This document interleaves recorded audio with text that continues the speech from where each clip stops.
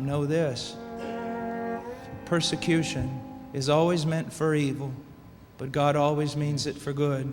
You must settle this in your mind. This is the one thing I want to say over and over. You think that these men were persecuted and martyred for their sincere faith in Jesus Christ. That was the real reason, but no one heard that publicly.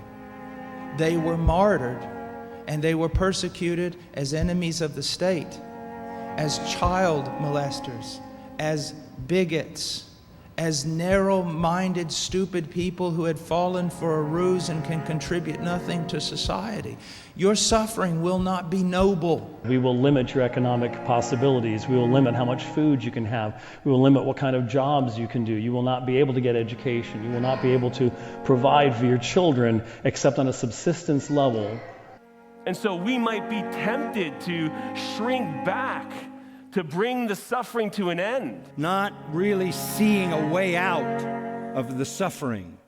You see, that's what we tend to do. We tend to forget God's promises. We tend to forget His goodness. We tend to forget His plan. And we believe rather the person who's doing the persecuting. We believe rather the moment in the hospital where there seems to be only death. We believe rather the circumstances where we feel like there's no way out of this.